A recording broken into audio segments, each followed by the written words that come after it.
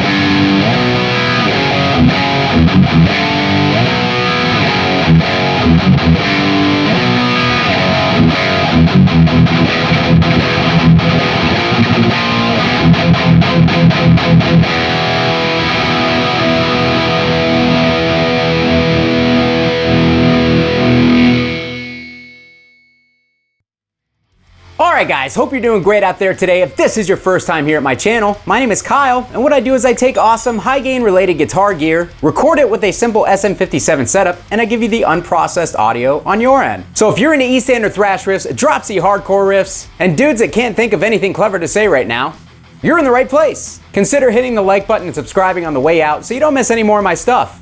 Thanks! Alright guys, so today we are taking a look at the all-new analog amp sim. This is the ReVolt from Notes Audio Engineering. And this thing is essentially a 3-channel analog preamp sim with a built-in boost. It has an effects loop. It has a balanced XLR out with a cab sim built in that you can actually switch on or off. It also has MIDI functionality out and in, so you can control it with a MIDI controller, or vice versa. You can control other MIDI items with it. And on the bottom, it also has an auxiliary in for jamming along with your favorite tracks and a headphone input. So if you're traveling or if you're home by yourself at night and you want to use this to jam along to something, or you just want to use it to play silently, you can do that. And one of the last features, but one that I think is really interesting, this thing actually has built-in 4-cable functionality. So if you want to hook it into another amp, you can essentially add all 3 of these channels that are in this unit to another amp. And we're going to attempt to do that with our little EVH 5150 here later in the video. I think that's a really cool option because say you have a super high gain amplifier that you love, but you hate the clean channel, such as the original PV5150 maybe, which now that I'm thinking about it, I probably should have used that instead of this, but oh well. You can add a British crunch channel and a clean channel to something like the 5150 lead channel for your high gain stuff, and you now have a 3-channel amplifier that has a pristine Fender-ish clean, a British crunch type channel, and then, you know, your high gain that you would take from something like the 5150. So there's a lot of functionality built into this. And one of the things that I want to address right off the bat is I watched a few reviews on this unit before I decided to jump into it myself, just so I could kind of familiarize myself in case I miss out on any features, because you guys know me, I'm a grip it and rip it type dude. I basically just dial in my high gain tone and I'm good to go for whatever I'm doing. But some of the videos kind of complained about this unit not having built-in impulse response selector functionality. They said that they would have been willing to pay more for the pedal if it had that, and they would have been okay with the price difference. I gotta be honest, I'm kind of on the opposite end of the spectrum here because I don't really use impulse responses live for the most part, and there are plenty of pedals that already do that, whether it's the Notes Cab M or something from like more like the Radar. There's all sorts of IR pedals out there now, and you can just use something like that if you want that functionality. And I personally, if I was going to buy this on my own, I would be happy that it doesn't have that built in with an additional price tag, because I personally wouldn't want that, and I wouldn't want to pay the extra money for that functionality because I'm not gonna use it. And if you're buying this unit specifically just to record at home, more than likely you're gonna have some sort of impulse response loader in your DAW with a bunch of impulse responses that you already know and love, and you don't have to pay extra for it, and you still get the functionality of this thing. So that's just my take on the matter. So real quick, I kind of glossed over the actual voicings or the channels of this thing. On channel 1, or the clean channel, we have an American clean, which is basically supposed to be your Fender. I believe it's supposed to be like a blackface style clean. I wouldn't know because I don't have a lot of experience with Fender amplifiers, so I'll take them at their word.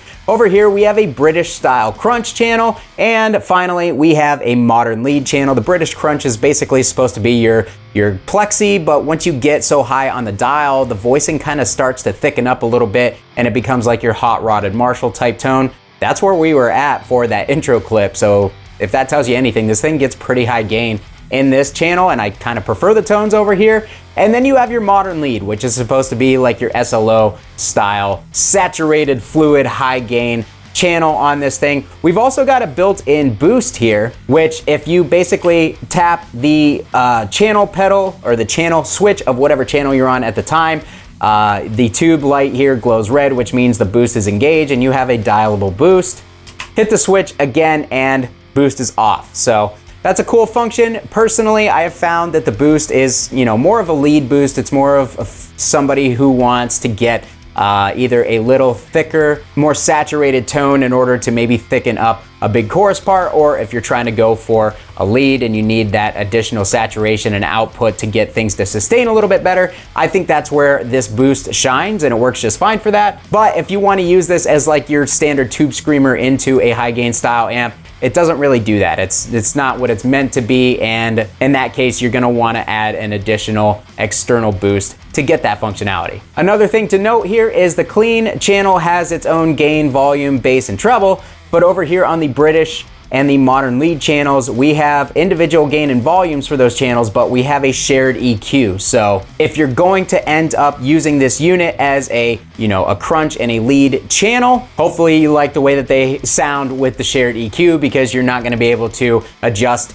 the EQ of those channels individually. So keep that in mind. All right, so I'm gonna try and keep the intro brief. We've got a lot to go over with this thing. I'm gonna try a couple different guitars. We're gonna try a couple different methods of hooking this thing up. Right now, we're going into a little more baby bomb. This is just a little 30-watt solid state power amplifier that gets actually insanely loud, and honestly, I think it's working pretty well with this unit. We're also gonna go into the effects return of the EVH 5153, because me personally, I think where I would use this pedal the most is I would take this as a travel preamp, so that I could either just hook it into this, or if somebody has a big tube amp for me to use, I can go ahead and plug it into the tube amp just in case it's something that I don't want to use personally. And then finally, we're gonna try to hook it up 4-cable method with the EVH 5153 here, and basically we're gonna use the blue channel of the EVH 5153 as my preferred gain channel, and then I can switch over to this unit to dial in some other tones and show you how it's basically a 4-channel amplifier when you hook it up to something like this. I guess 6 channels, because this thing's already 3 channels. But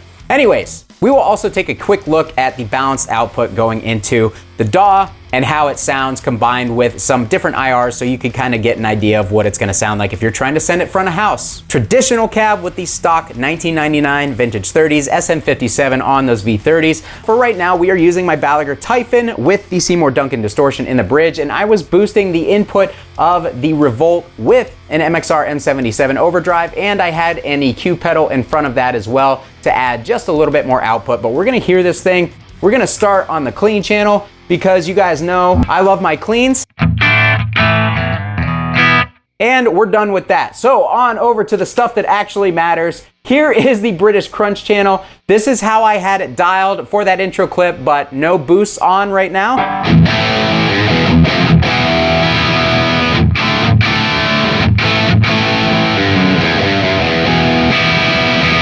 As you can see, it's very, very high gain, very saturated for a crunch channel, but we can dial that gain way back.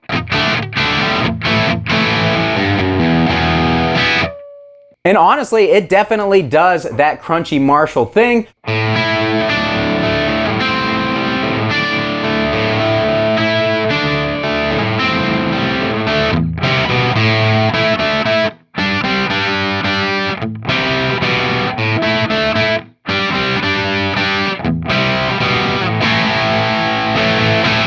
So as you can see, even with a ceramic Duncan distortion going in, it's definitely given us that kind of cranked plexi style vibe here. And again, if you all of a sudden wanted to add a whole bunch of gain to that, you could click on the boost.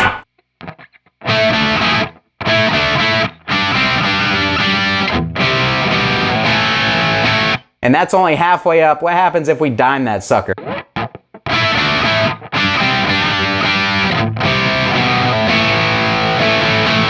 And let's turn it off.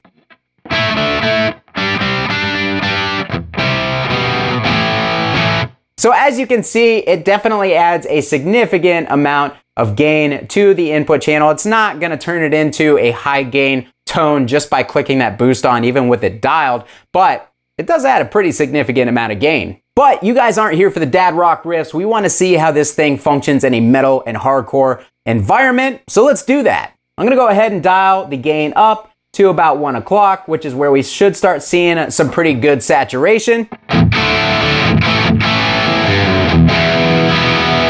Honestly, I think that's a great sounding tone.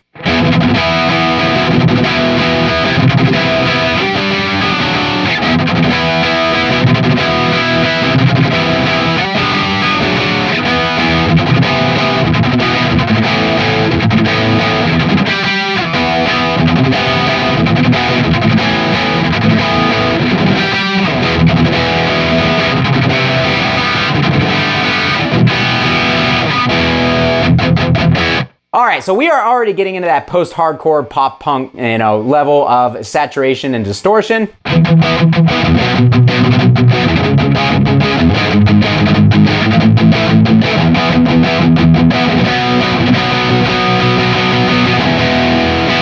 Easily, all day. We've got a good amount of low end going on. I actually feel that the British Crunch channel has more of what I like. It's got more of a percussive and punchy low end. We're gonna go ahead and we're gonna dime that gain.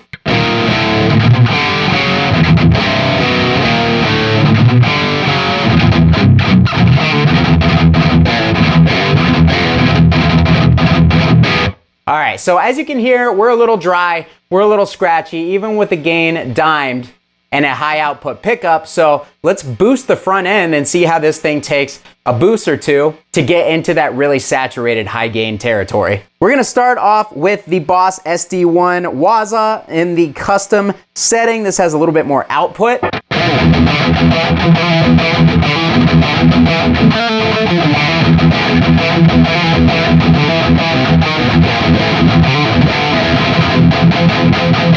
Got that nice percussive low end, a little bit on the clanky side going on. I dig that, but let's see how responsive this EQ is. Can we get like a Metallica type tone if we dial that mid?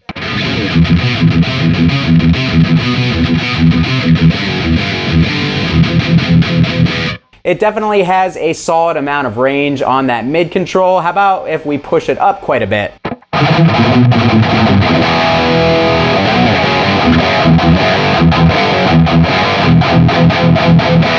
Yeah, we've got a good amount of range on that mid control, and that's really what's gonna matter the most because that's gonna shape your tone more. If we dial the treble back, we can smooth it out quite a bit if we dial it up. But real quick, let's try to kick in the built-in boost with the overdrive pedal in front and see how high gain we can get and see if it gets like overly noisy or anything.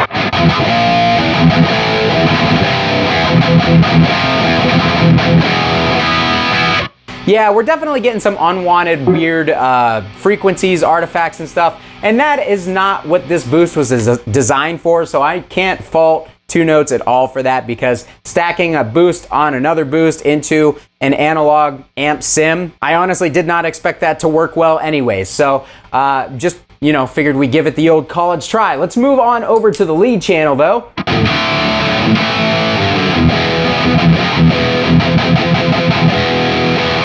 All right, so that is our lead channel. That's our Soldano style tone. I still have the boost on out front though. Let's turn that off. It definitely reminds me of a Soldano. It's got that very saturated, almost kind of fizzy thing, but in a cool like 3D way going on.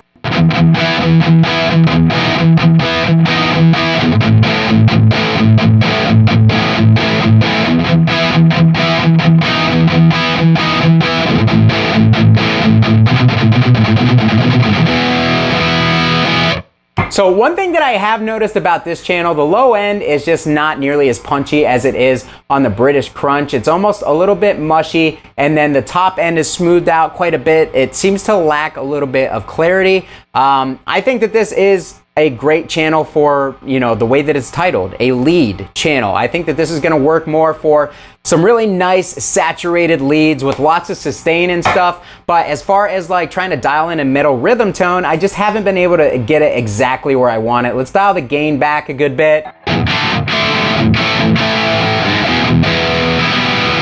So that opens it up nicely. Let's add some mid, and as you can hear, we've got the bass pretty much dimed, but it doesn't have nearly the low end percussiveness that the British Crunch channel does.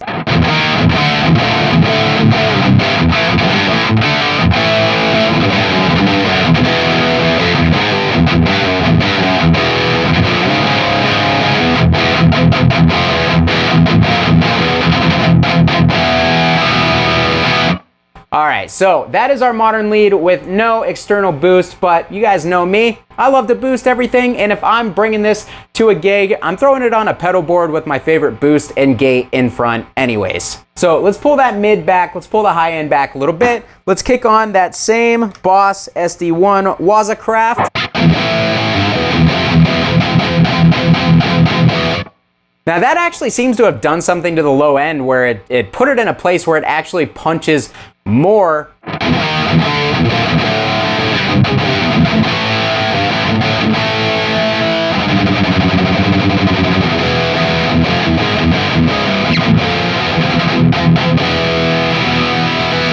So again, it does the soldano thing for sure.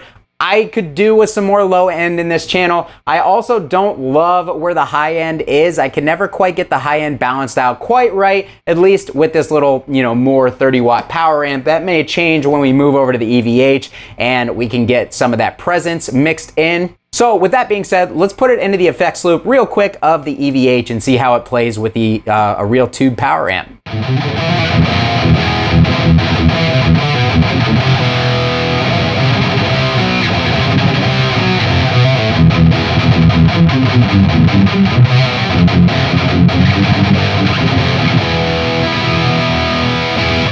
Much better, really digging that. The presence is making a huge difference, so is the resonance. Definitely getting the top end much more where I personally like it.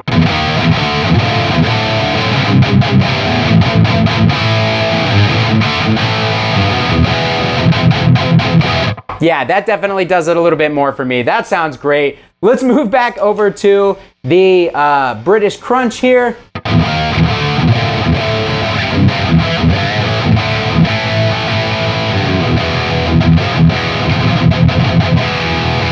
That is an awesome, that is an awesome thrash rhythm tone for sure. Let's pull those mids back a little bit more top end, pull the low end back just a tad.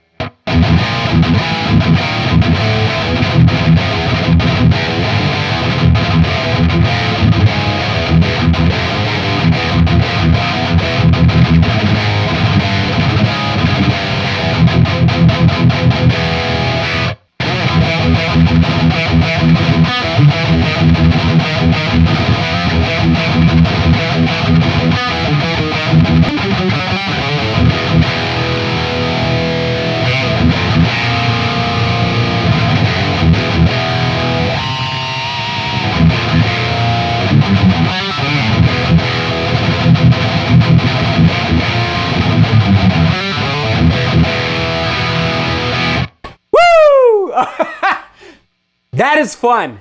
Two Notes has designed a great sounding preamp here, especially when you're going into the right power amp. I think that sounds rad. Real quick, I want to hear this with active pickups, and then we're going to go 4-cable method.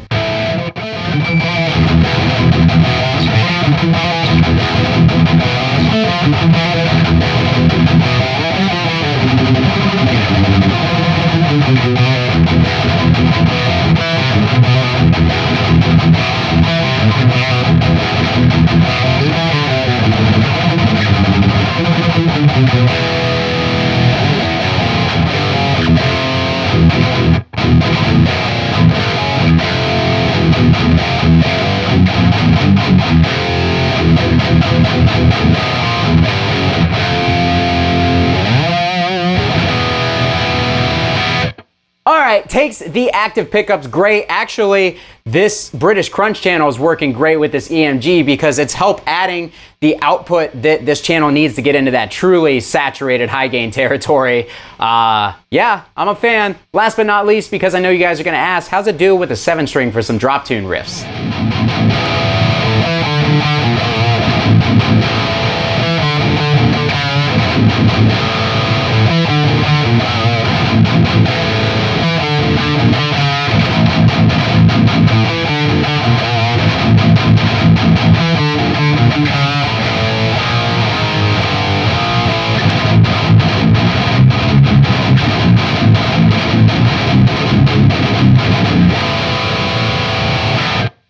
All right, so there is your 7-string. Maybe needs a tad more output on this channel. It's sounding maybe just a little hollow in the mids. Let's boost up the mids just a little bit more.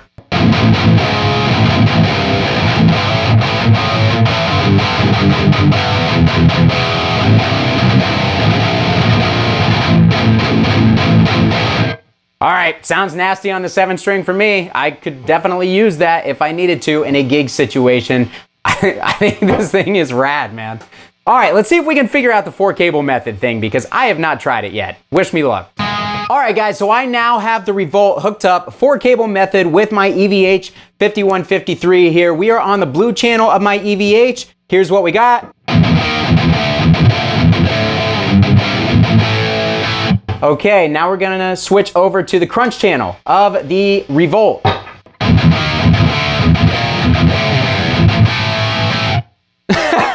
All right, so if I want to bypass it, I just hit these two buttons together.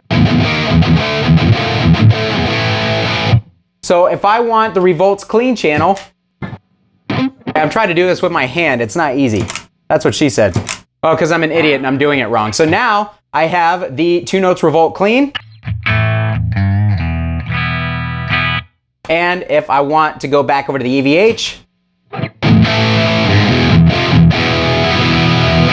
and if I want to kick this in and go into the lead channel of the 2 Notes ReVolt, just hit that button. So yeah, the 4-cable method, literally you could turn the EVH into a 6-channel amp. Why you'd want to do that? I don't know, it's stupid, but you can. And again, if you were to say hook this up to an original PV5150, that amp has a terrible clean channel. You can hook this up and use the clean portion of the 2 Notes to get a great clean channel out of the 5150, bypassing the 5150's clean channel, and then get a more Marshall-y style crunch channel out of the 2 Notes, and then, you know, kind of bypass the pedal to get into the super high gain channel of the 5150, and you've essentially got the best part of a 5150 with 2 awesome in-between channels, clean and crunch from the 2 Notes ReVolt. That's really rad. I think that's really, really cool. That's an awesome feature. And if I ever get into some non-belligerents, I could definitely see using this pedal in that method. I think that's really cool. Last but not least, let's check this analog out because I want to hear how this thing sounds with the built-in cab IR.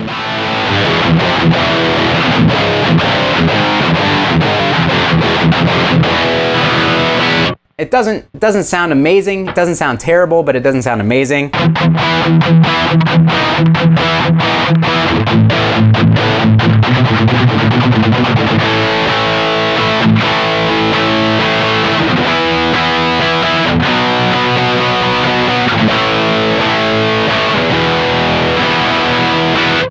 Alright, it sounds pretty good with the British Crunch. I didn't like it with the lead, but with the British Crunch, it's a good placeholder for the time being, but you can fine tune with IRs in your DAW or with an impulse response loading pedal if you really want to take advantage of that. Again, I am glad they didn't put it into this, raising the cost of it. I like the thing the way it is. The 4-cable method honestly is super cool to me, the way that they have that functionality built into this. I'm a fan. I think it sounds good. This thing is gonna come in at a $399 price tag, and for what you're getting, I say it's worth it. You're essentially getting 3 different preamp pedals in one, along with some really cool, and with the 4-cable method, unique functionality. If you guys want to see me dive more into the clean and crunch channels, I will have a video up on my 2nd channel, probably sometime next week, where I pretty much specifically focus on those channels and getting some different tones with some like single coil guitars and stuff. So be sure to check out my second channel if you would like to hear those things. But yeah, 399 bucks, guys. What did you think? Let me know down in the comments. I thought it was great, obviously. Of course, there were some frequencies I would like to fine tune with an external EQ pedal, but it was taking boosts very, very well, and especially when you put it into the power amp of the 5150, I think it really came alive. It had some great tones built into it. And if you decide you liked it too, down in the description of this video are going to be my affiliate links with Sweetwater and Zounds where you can purchase this, and it costs you nothing extra and I get a little kickback. Thanks so much for watching, guys. Kyle here again. We'll see you next time.